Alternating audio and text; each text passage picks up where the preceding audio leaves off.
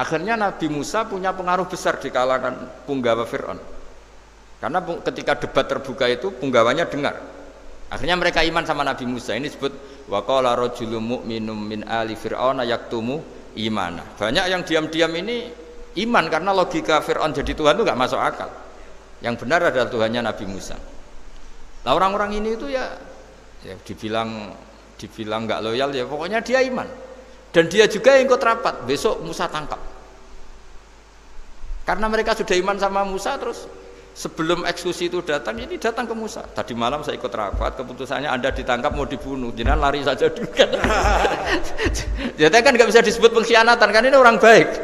Jadi malamnya ikut rapat, besok Musa tangkap bunuh. Iya, Nabi Musa paginya sebelum itu. Musa, saya nanti malam ikut rapat dan keputusannya Anda ditangkap dibunuh, kamu lari saja sekarang. Nah, kenapa iman? Karena logika yang dibangun Nabi Musa. Makanya ciri utama kebenaran itu bal naqdhifu bil haqqi 'alal batil fayadmaghuhu fa idza huwa zahid. Kebenaran sejati itu boleh diuji di mana saja. Dan Anda tidak usah khawatir kebenaran sejati itu kalah. Pasti menang. Kalau kebenaran itu kebenaran sejati pasti menang. Nabi Yunus itu minggat tadi abaqo itu. Abaqo itu kalau dalam bahasa Arab pergi gak pamit. Kalau orang Jawa bilang minggat. Kalau itu sebenarnya saking mangkelnya, saking emosinya, beliau akhirnya meninggalkan kaumnya tanpa pamit. Tapi kaumnya itu menjadi tahu bahwa ini serius Yunus, buktinya dia agak berani di kampung, berarti mau ada azab betul itu. Dan efek positif dari teori itu, teori kultur tadi, kalau ada azab pasti dia pertama yang lari, kayak dukun itu. Kenapa kita tidak percaya dukun nomor itu? Itu kan paling yang minta nomor dulu ada SDSB itu. Forecast itu kan paling salam template-nya kan 100.000, padahal dulu forecast itu berapa kalau menang? Kan miliaran ya, juta.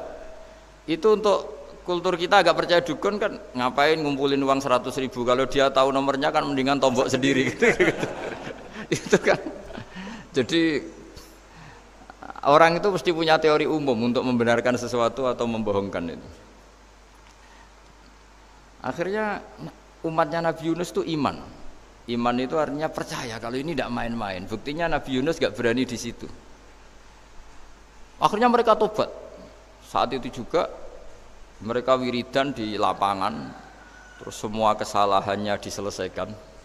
Sampai ada rumah yang sudah dibangun permanen karena di tanah tetangga, dirobohkan saat itu juga.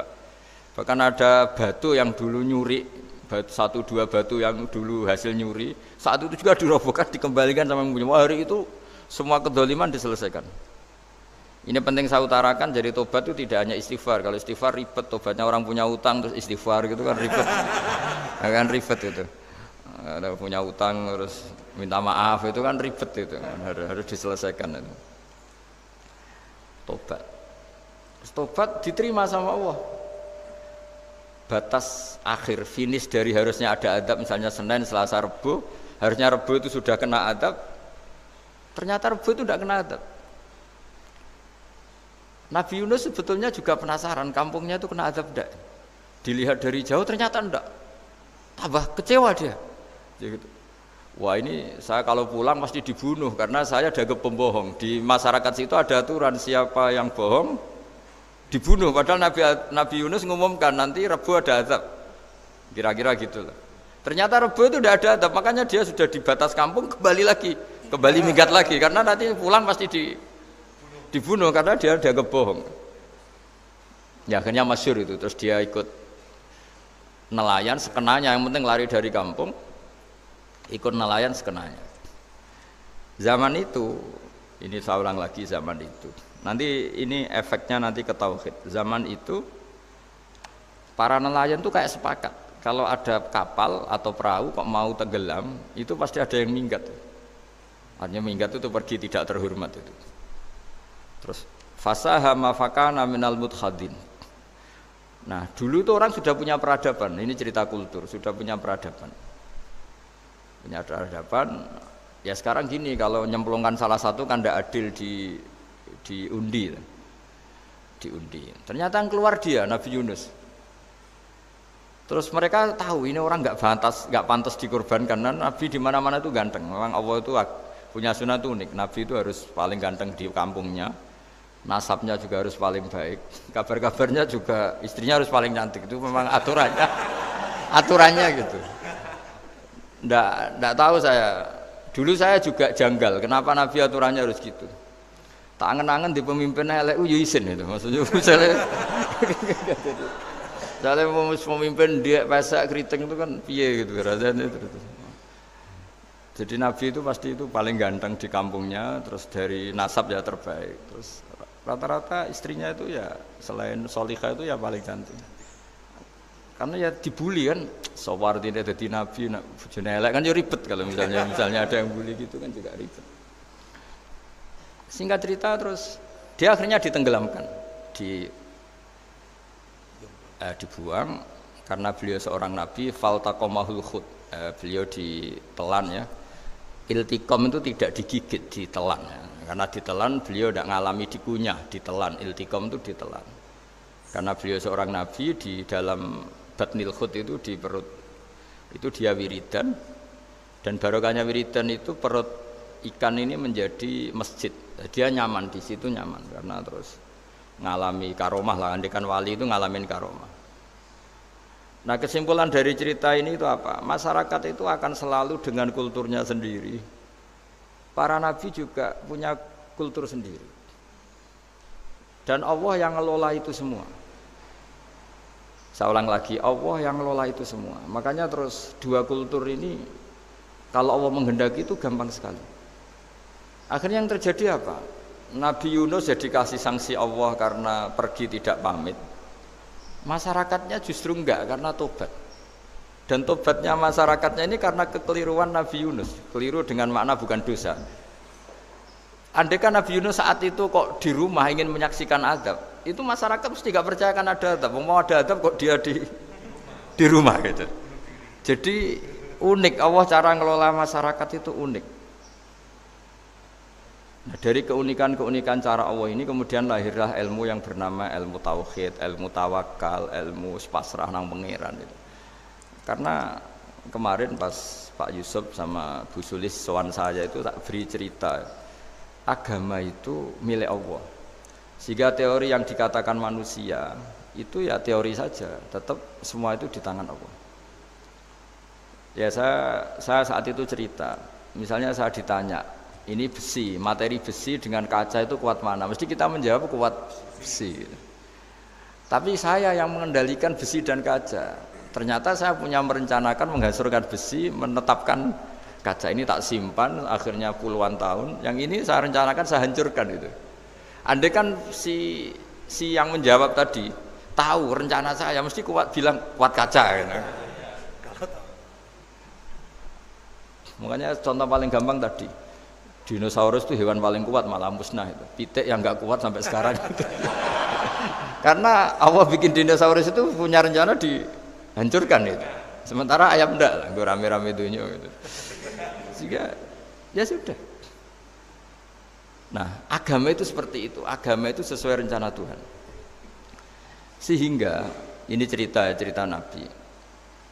Sehingga Nabi itu kadang nggak tahu bedanya antara sesuatu yang punya data, punya perangkat-perangkat untuk menuju A misalnya, itu nggak tahu bedanya. Jadi kalau Nabi ditanya misalnya gini, onta itu lahir dari betinanya, dari indukannya bisa, ya bisa.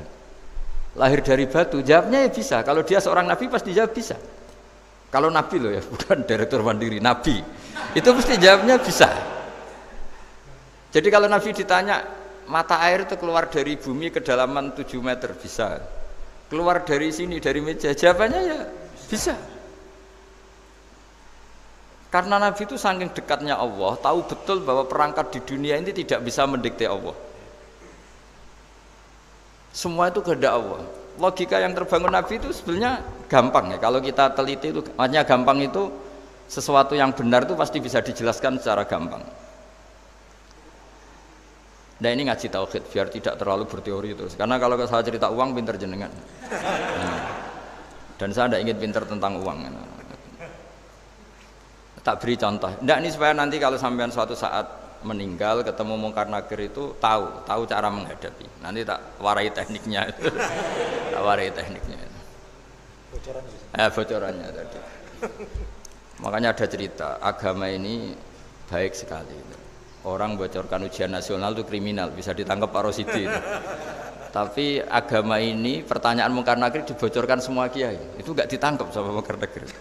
Harusnya kan rugi karena ini pertanyaan, tapi semua kiai kan sudah membocorkan. Nanti pertanyaannya di kuburan itu man rabbuka, Tuhanmu siapa, agamamu apa.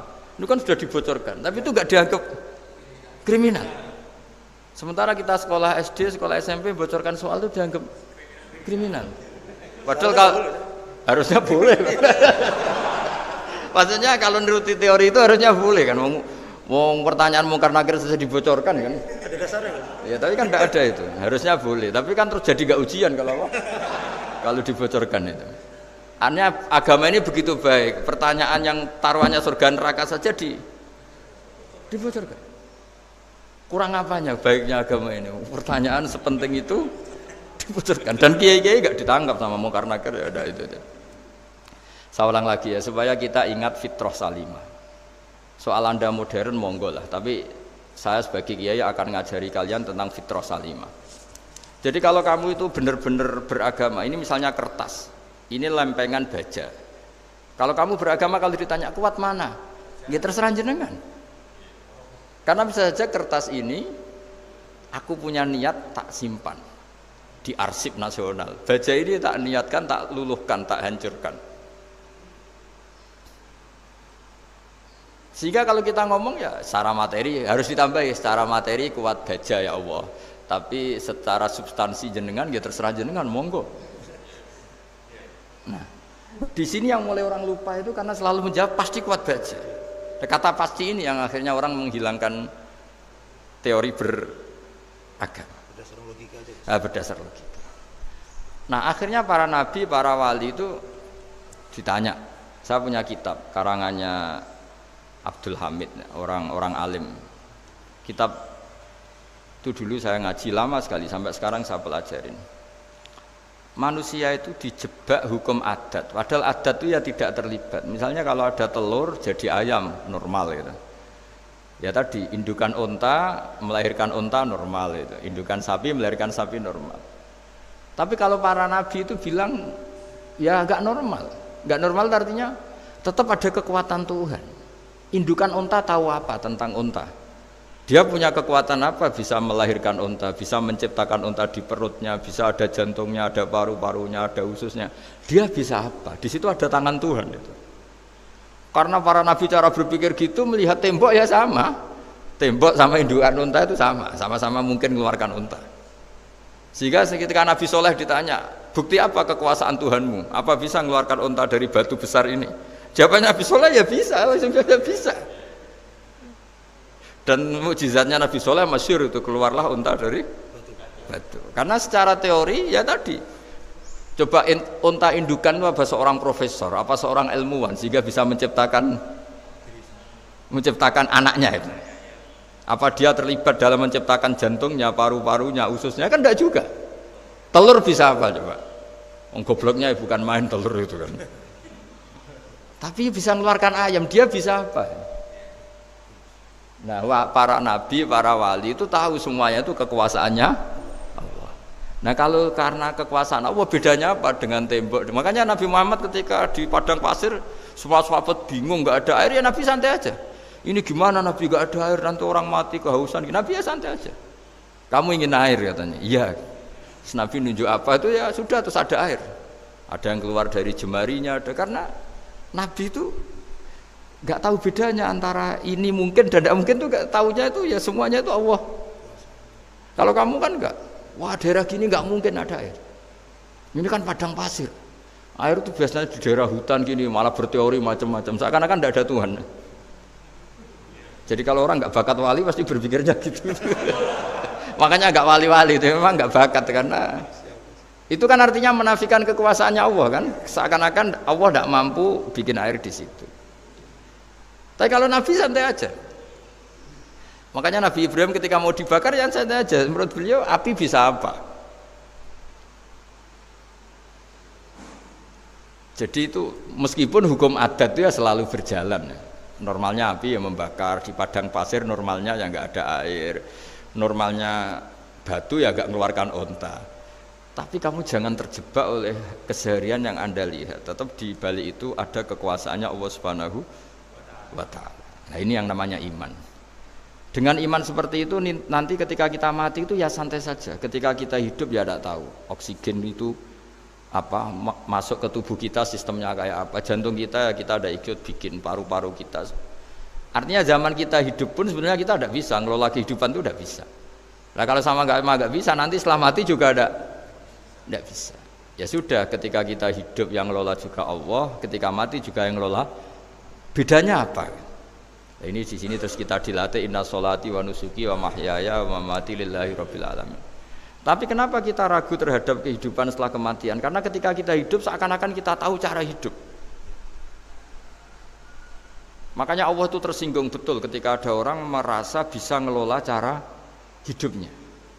Makanya kata Allah kalau gojlok orang-orang yang kepedean itu, kalau kamu top, mbok jangan mati. Itu falaula in kuntum ghaira madinin tarji'unaha in kuntum shadiqin. Kalau kamu merasa top itu jangan mati. Di mana-mana mati itu tidak top. Falaula idza balaghatil hulqum wa antum khina idzin tanzurun. Mbok ketika nyawa kamu sudah sampai kerongkongan, kamu tarik lagi supaya kamu tidak mati. Mati itu tidak top. Katanya kamu top kok mati. Jangan mati. Kalau top itu jangan mati, jangan miskin, jangan tua, jangan jadi jelek, pokoknya top terus gitu. Itu digojlok sama Allah. Tapi orang itu lupa bahwa nah ketika sehat begini kita seakan-akan ngelola kehidupan. Nah gara-gara merasa ngelola seakan-akan kalau mati lalu saya gimana ya kalau mati? Di kuburan ngapain? Terus kantornya gimana? Kerjanya di mana? Ya udah usah begitu.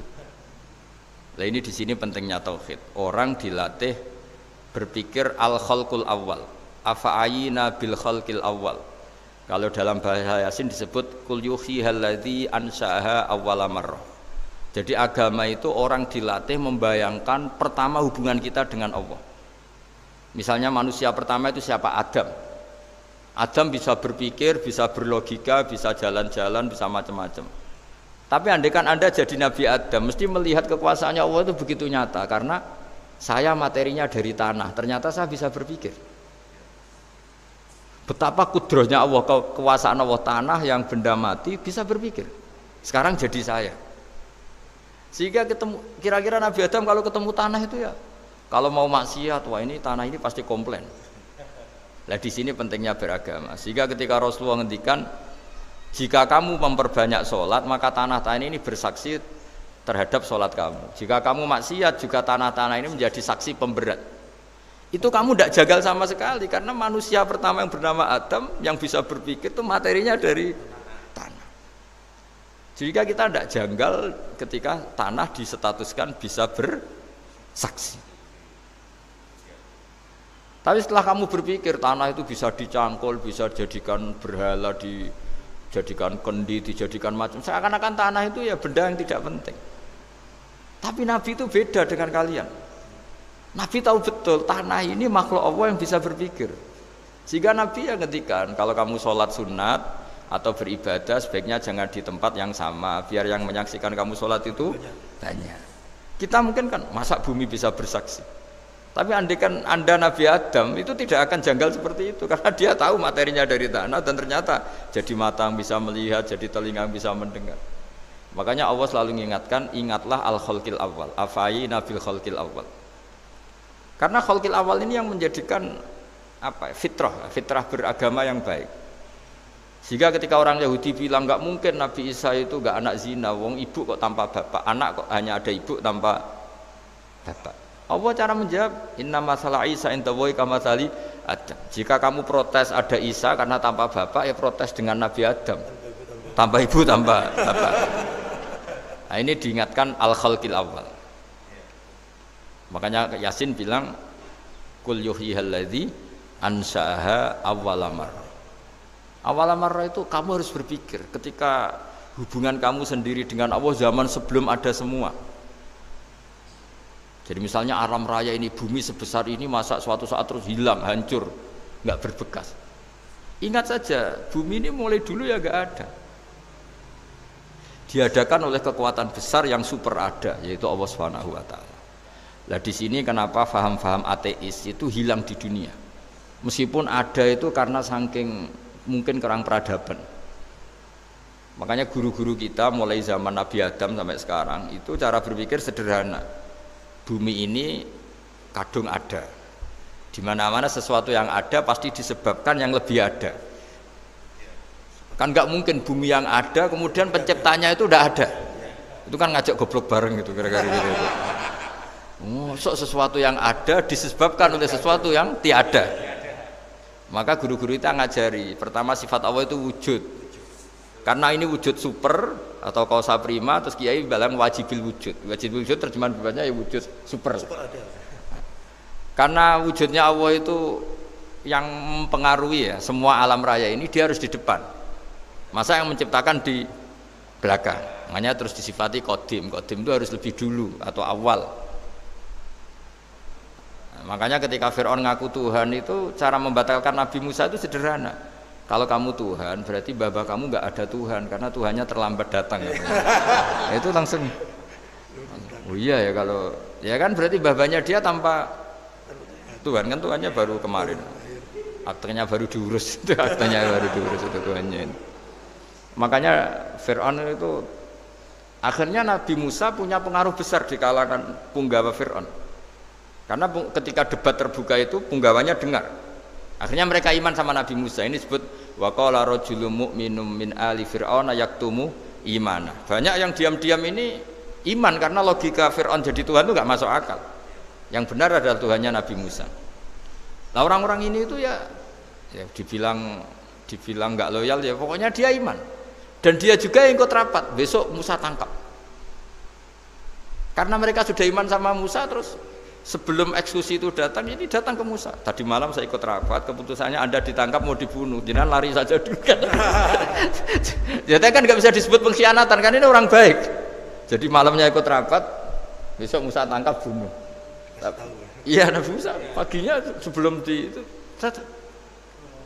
Musa, saya nanti malam ikut rapat dan keputusannya Anda ditangkap dibunuh, kamu lari saja sekarang. Nah, kenapa iman? Karena logika yang dibangun Nabi Musa. Makanya ciri utama kebenaran itu bal naqdhifu bil haqqi 'alal batil fayadmaghuhu fa idza huwa zahid. Kebenaran sejati itu boleh diuji di mana saja. Dan Anda tidak usah khawatir kebenaran sejati itu kalah.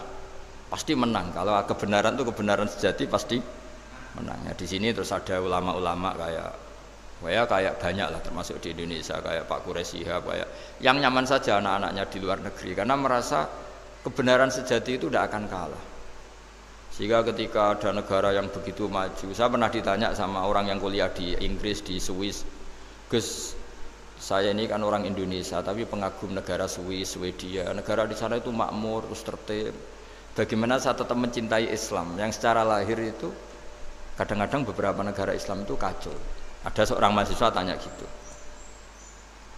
Dia tanya cara ingat Allah,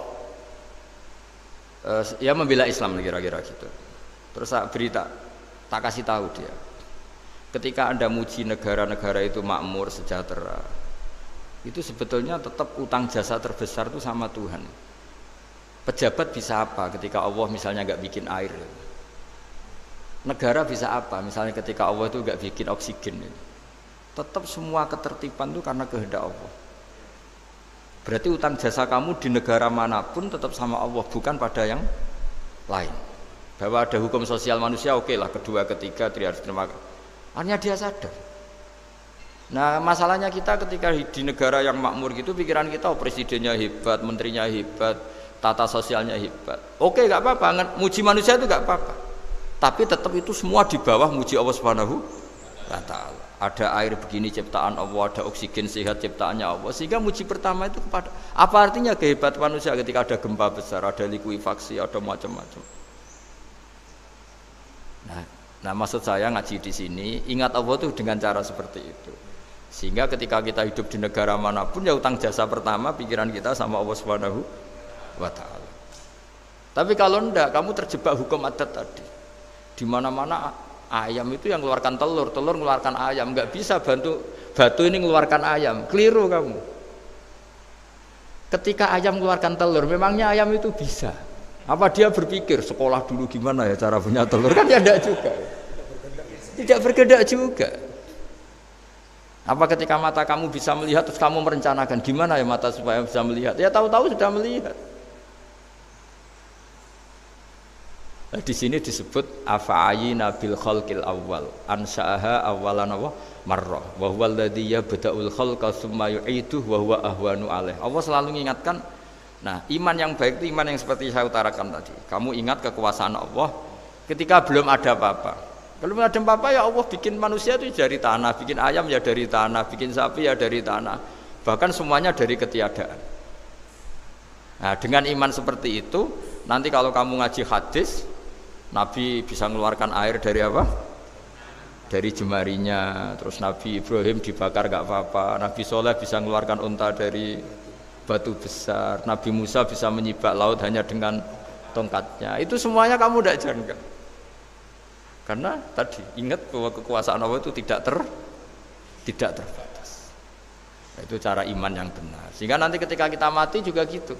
Ketika kita hidup ya tidak bisa ngatur jantung kita, paru-paru kita. Pasti sama lah, setelah kita mati juga tidak bisa ngatur. Yang hanya ngatur Allah Subhanahu wa ta'ala. Hidup kita dalam kendali Allah, mati kita dalam kendali Allah. Ya sudah, terus kita mati ya nyaman saja. Saking nyamannya itu orang-orang soleh kalau mati itu jarang berdoa. Bukan karena apa-apa, kalau berdoa itu resikonya kan gini, mustajab ndak ya, dikabulkan ndak itu. Itu menjadikan setan punya peluang masuk, diganggu. Makanya ajarannya Nabi, mangkana akhiru kalamihi la ilaha illallah wa fi riwayatin Allah dakhalal jannah. Jadi kalau mau mati bersaksi saja, sudah ini enggak saatnya berdoa, saatnya bersaksi. Makanya hanya disuruh bilang Allah, Allah, Allah. Dan supaya ini menjadi akhir kalimat. Sehingga nanti keren lah. Ketika ketemu Allah, apa akhir kalimat kamu yang kamu lafadzkan Allah, Allah. Sehingga di kitab-kitab diterangkan ketika orang tua kamu mau mati sudah bilang Allah, jangan tanya catatan hutang di mana ya? Tabungannya di mana ya? Terakhir jawab mandiri terus mati lah. Gak boleh ditanya lagi. Sekali ditanya nanti akhir kalimatnya mandiri. Nah, itu gak boleh. Jadi sekali sudah bilang Allah jangan ditanya lagi. Pak, tabungannya di bank mana? Gak boleh. Bahayanya sekali jawab mandiri terus mati berarti akhir kalimatnya itu ya mandiri. Makanya harus akhir. Yang nanti statusnya itu mangkana akhiru kalami, memang akhir dari yang dikatakan itu kata Allah. Nah sebetulnya teks hadis itu la ilaha illallah. Ini pinternya Kiai Jawa. Lagi-lagi kembali ke kultur. Kiai Jawa itu kiai yang bisa modifikasi kultur. Sebetulnya kalimat hadis itu yang masyhur, itu yang populer itu la ilaha illallah. Tapi Kiai Jawa itu dan itu ngikuti kitab-kitab Arab juga, kitab-kitab. La ilaha illallah itu resikonya tinggi karena di situ kan tiada Tuhan yang berhak disembah kecuali Allah. Ada kata la ilaha ini. Nah takutnya pas la ilaha sudah mati. Nah karena itu ada resiko la ilaha gak khatam, berarti tiada Tuhan. Nah, sehingga karena ini dianggap riskan, ya terus Kiai Jawa ngajari sudah lah, gak usah kepanjangan ya sudah Allah Allah. Jadi itu sudah agak-agak rekayasa lah, agak-agak istihad gitu. Maksudnya itu sebenarnya teks panduannya itu la ilaha illallah. Teks panduannya. Tapi kiai-kiai itu tentu yang paling tahu tentang kehendak Nabi karena nekuni ilmu itu lama sekali. Kita ngikuti cara-cara ditentukan para kiai. Karena tadi la ilaha illallah itu kan ada kalimat yang tadi ya, tiada Tuhan kan. Nah, kata tiada Tuhan ini yang dianggap riskan kalau nggak khatam. Daripada potensi itu terus kiai-kiai ya agak-agak improvisasi lah, itu memang ya sudahlah Allah Allah Allah. Nah, supaya itu menjadi akhir kalimat, ya saya ulang lagi menjadi apa? Akhir kalimat. Setelah itu kata kitab-kitab jangan tanya hal lain. Ya, sekali ditanya nanti dia akan ngelafatkan hal lain itu. Ya tadi misalnya tabungannya di mana gitu kan. Bisa jawab sini. Nah, yang ribet kalau wong kuno itu neng laci, neng sorogan, berarti kalimat terakhirnya ya laci sorogan itu. Nah, sehingga terus itu pinternya guru-guru kita. Jadi saya ulang lagi ini yang terakhir saya pesen, latihlah iman seperti imannya para ulama, para aulia, syukur-syukur yang dekati imannya para nabi. Itu cara berpikir tuh al-khalqul awal. Afa'ayina bil khalqil awal. Qul yuhyihal ladzi ansaha. Nah, yang terakhir saya pernah ditanya, ya agak gojekan, agak guyon, tapi saya ditanya. Saya itu enggak bisa melihat, Gus. Aneh orang Afrika itu. Kan misalnya ada Miss Afrika itu. Di sana itu orang paling cantik. Malah kadang itu ada kriminal gitu, karena orang Afrika merkosa Miss Afrika. Itu kata orang Indonesia, Gus, dikekno aku ora doyan gitu. Itu kan. Itu lah ini kan secara syariat mungkin lelaki itu punya rasa dengan perempuan itu ya kalau berpakaian serono atau gimana secara teori. Tapi sebetulnya oke itu benar. Tapi sebetulnya ada ansaaha awala mar. Orang Indonesia itu didesain nggak suka orang Afrika. Orang Afrika ya didesain nggak suka orang Indonesia. Sehingga orang-orang Afrika kalau melihat orang Indonesia yang paling cantik mungkin ya iskal. Wong cempeh kayak gampang gitu kok cantik. Gitu. Mungkin perasaannya cowok-cowok Afrika ya gitu. Itu cantiknya di mana? Gitu. Orang Indonesia kebalik kan, kalau cowok-cowok Indonesia ngelihat Miss Afrika itu cantiknya itu nangdi gitu. Kok sampai ada pemerkosaan tuh apa itu? Nah itu menunjukkan Allah yang Maha Kuasa. Allah itu mendesain gennya orang sana. Beda dengan kita. Ya itu bukti bahwa Allah itu nggak bisa. Ya sudah semuanya itu Allah yang mendesain. Itu bukti bahwa manusia itu bisa apa di depan kau. Orang kayak Afrika kok disuruh bilang cantik, kita kan protes. Cantiknya di mana? Mungkin orang sana juga protes ke kita. Orang Jawa cempeh itu kok cantiknya dia. Itu orang-orang Indonesia kalau melihat bule cantik itu kan ketemukan janggal. Orang-orang Jogja, bule wayune nang ndi gitu. Kulitnya gitu kan sama mereka juga bilang kita mungkin seperti itu. Itu namanya didesain ansaaha awal apa? Marrah. Sudah memang desainnya seperti itu. Nah di sini supaya kita ingat. Nah, ingat bahwa hati juga gitu. Ketika kita cinta istri itu janggal betul kalau terjadi konflik. Tapi kalau sedang konflik itu janggal betul terjadi perdamaian. Nak lagi mau ngangkel itu ya problem betul. Nah ini di sini pentingnya iman. Orang terus disuruh berdoa ya muqallibal qulub tsabit qalbi ala dini, karena kita tidak tahu cara berpikir.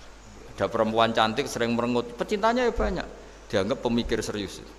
Tapi kalau baru gedeng namanya ya merengut, bukan pemikir. Orang senyum itu kita seneng gitu. Tapi kalau baru gak seneng, murahan guyu. Itu jadi manusia itu unik. Hanya sama, tapi cara nganalisis beda. Tinggal sedang seneng apa enggak. Lucu kan? Ada orang anteng di rumah, itu kalau lagi seneng ya, oh itu anteng enggak banyak ngeluyur. Tapi baru gak seneng, seneng ngomah ya nganggur. Nah, itu kita tidak pernah tahu. Kita simpulkan apa itu tidak pernah tahu. Makanya pernah ada orang wisata datang ke sini tak nasihatin.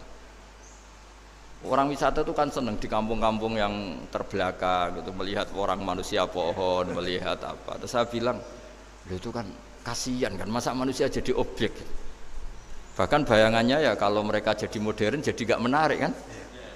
Padahal kita yang orang pendidikan kan inginnya mereka terentas lah dari kultur itu. Ya itu kan gak sambung kan. Yang satu bilang unik, masyarakatnya masih unik, masih naik-naik pohon. Tapi bagi orang pendidikan kan tersiksa kan, ini bangsa kita, warga kita kok masih seperti itu. Makanya orang wisata itu nasihati, kamu kesana itu niat melihat apa niat mengentas? Kalau niat mengentas, tak jamin ada pahala. Enggak Gus, mau niat mengentas katanya. Niatnya baru sekarang apa mulai dulu-dulu? Baru sekarang. Dan ini cerita dari manusia itu semudah itu, Pak. Nah, setelah kamu ngaji ini, kamu tidak akan janggal terhadap kenapa Nabi itu begitu santai ketika tadi makanan misalnya satu wadah itu cukup untuk orang 300. Sampai Jabir yang undang Nabi kan hanya kambing kecil, cukup orang 6, ternyata Nabi ngajak orang 300 lebih. Tapi Nabi bilang ya sudah semuanya makan cukup. Kata-kata Nabi kan zaman dulu belum ada beras, belum ada Allah itu bisa kok mengenyangkan malaikat tanpa makan gitu. Susahnya apa ngenyangkan manusianya dengan nasi sedikit itu ya Nabi ya santai aja, semuanya kenyang santai. Ya ini itu iman-iman yang sudah benar awal amarah sudah. Allah tidak harus terdikte oleh nasi. Kalau nasi sedikit harus cukup orang sedikit. Kalau banyak harus orang banyak. Allah tidak perlu kena aturan itu semua ada. Tidak perlu. Saya ini Tuhan kata kok kamu atur itu gimana? Tidak bisa. Saya Pak Bakar hanya ngaji ini insya Allah Anda setelah baca mukjizat keramat itu tidak. Ya saya kira demikian. Assalamualaikum warahmatullahi wabarakatuh.